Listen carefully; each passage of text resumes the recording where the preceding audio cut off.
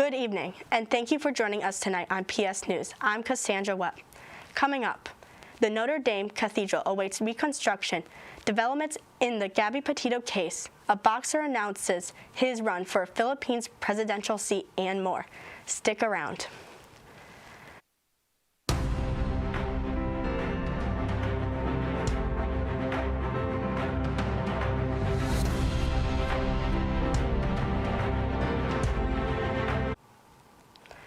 Here's what's happening around the world.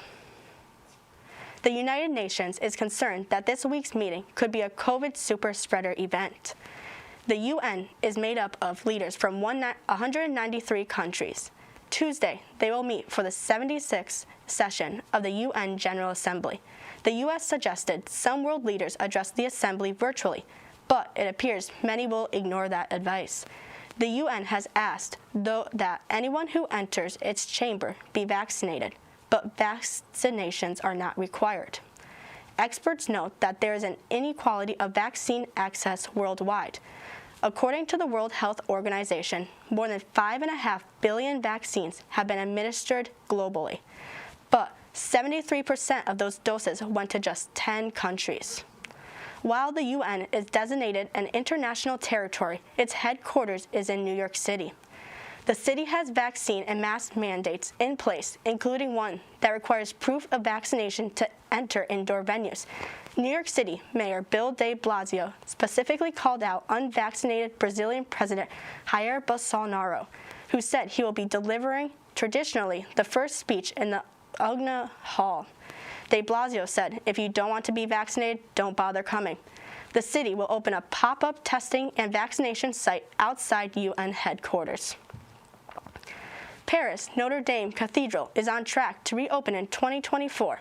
The public body responsible for its conservation announced today, Saturday. According to a statement, the building has been entirely secured. That means the cathedral, quote, is now saved, that it's solid on its pillars, that its walls are solid, the organization told CNN's affiliate BFM TV. The restoration works are set to begin in the coming months.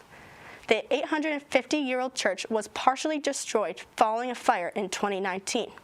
The plan is on course to fulfill President Emmanuel Macron's promise to the public that the reconstruction would be complete within 5 years of the incident. Police clashed with protesters at an anti-lockdown rally in Melbourne, Australia on Saturday. Police say 235 people were arrested and 10 police officers were injured during that protest. After weeks of tough restrictions and lockdowns across the state of Victoria, where Melbourne is the capital.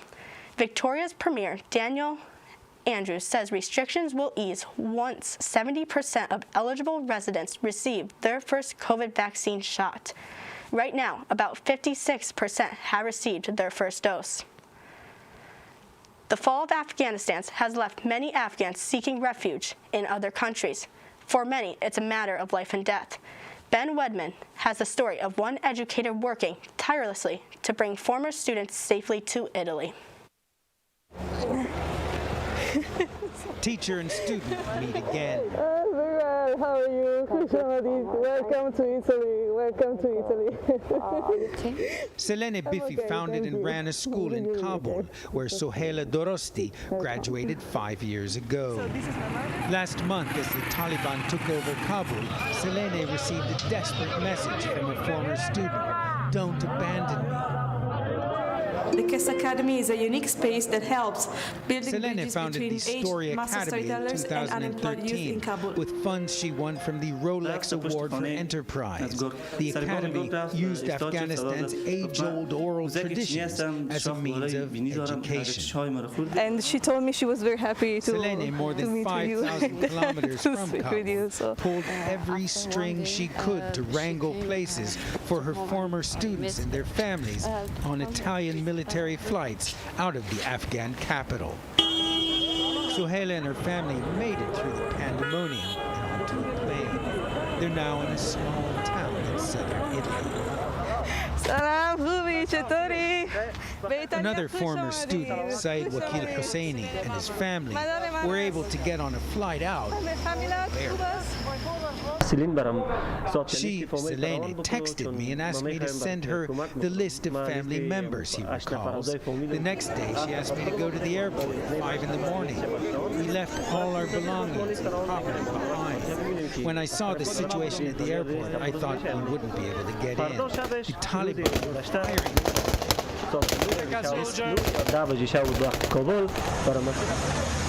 The Italian government managed to evacuate nearly 5,000 Afghans before the Taliban took control of the airport. Italy goed was. Selene looks back on the last month with mixed emotions. On the one hand, I'm very, very relieved that they're here and they were able to come to Italy, but I'm very worried about everybody else that could not leave the country, so my thought is also with them. Barely a month in Italy, Sohaila mourns the life she lost. I love my country, I love my people, and I have a lot of friends in my country, and I don't know what happened for them, and it makes me so sad. Ahead now lies the long, hard struggle for these strangers to adapt to a new life in this strange land. Ben Wheaton, CNN, Rome. When we come back, we will have some national news hitting the desk.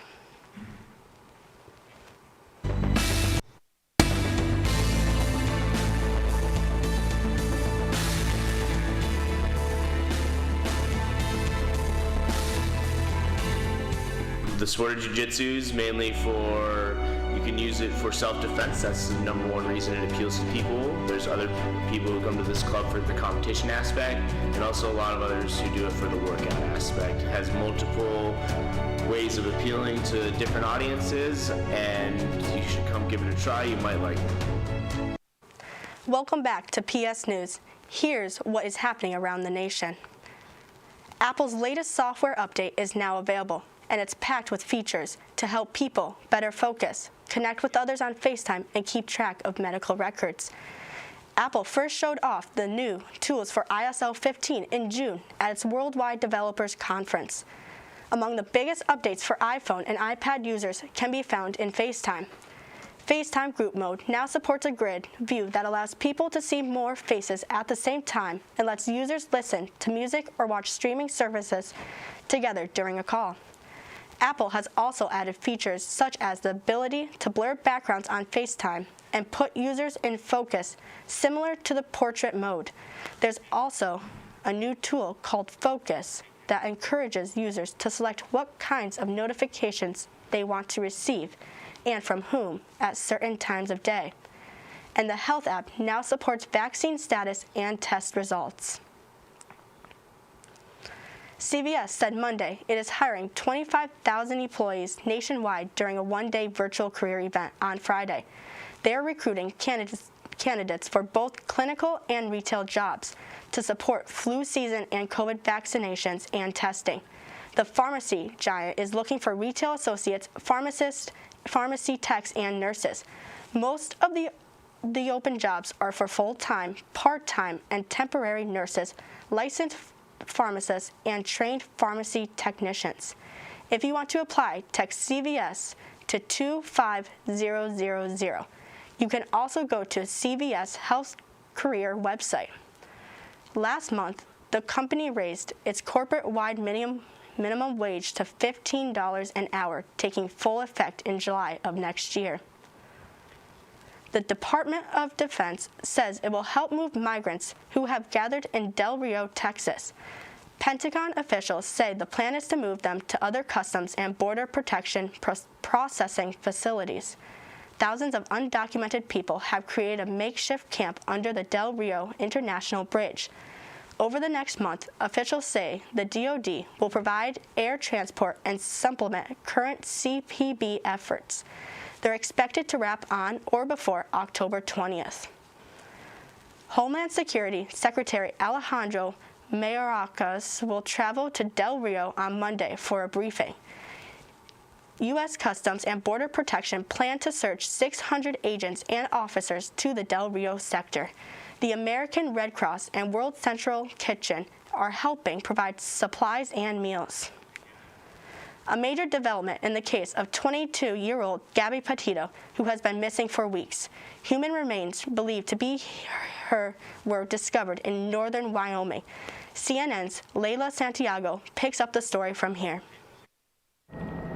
FBI investigators announcing a body was discovered in the Grand Teton National Forest, saying it could be missing 22-year-old Gabby Petito. Human remains were discovered, consistent with the description of Gabby Petito.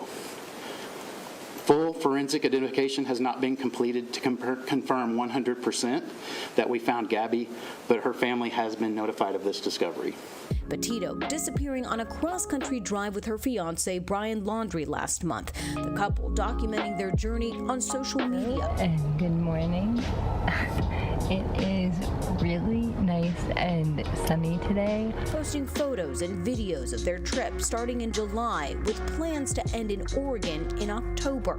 But Petito's family says they lost contact with her at the end of August. I don't know, we've just been fighting all morning. About 2 weeks after police in Moab, Utah responded to a report of disorderly conduct between the couple.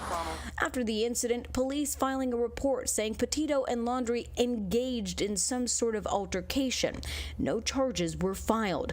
Laundrie returning to Florida without her on September 1st. 10 days later, Petito was reported missing. My gut tells me that something bad happened.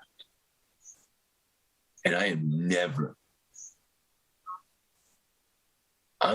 going to be able to hold my baby girl again. Now, the search is on for Laundrie, who has disappeared. Federal and local authorities launching a massive effort looking for the 23-year-old at this nature reserve. Laundrie's parents saying Friday they last saw him on Tuesday. His family says that this is a place that he frequents. They also believe that this is where he came. Petito's family sharing their grief overnight. Her father tweeting this photo of his daughter, writing, "She touched the world." Meantime, the FBI is still looking for any leads about Petito's disappearance. This is an active and ongoing investigation, so we ask everyone maintain distance from law enforcement personnel and equipment, vehicles, and related activity for their own safety, as well as to protect the integrity of our work and respect privacy for Gabby's family.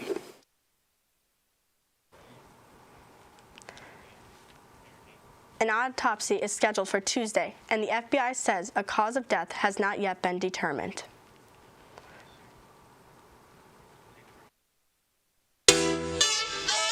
This is KINKS, which stands for Collectively Inspiring Natural Hair Students.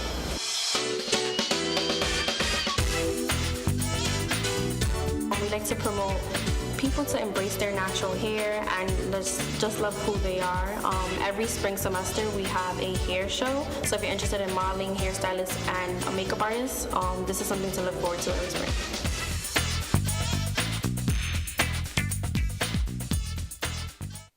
Welcome back to PS Sports. I'm Harrison Gereau. When is a golf course not just a golf course? Well, there's only one answer: when it's also a stadium. Whistling Straits, where the Ryder Cup Championship is set to be played this weekend, is one of those courses. Introduced by Pete Dye in the 1980s, the course is made for championship golf and holds a much higher attendance than your typical tour track. The championship, which pits the United States against European professional golfers, was delayed a year due to COVID-19, but is set to take place beginning this Thursday. American pro Bryson DeChambeau was already on the range Monday. And now let's take a look at your play of the day from around the professional sports world. In the top of the fourth in a tie game, Lane Thomas of the Washington Nationals sends a fly ball into foul territory in right. Jesus Sanchez tracks it down, overrunning it, but watch this, makes a beautiful barehanded catch for the out. The catch earned the respect of Sanchez's teammates, who tipped their caps to him. The game went into extra innings, with the Marlins emerging victorious after a walk-off in the bottom of the 10th inning.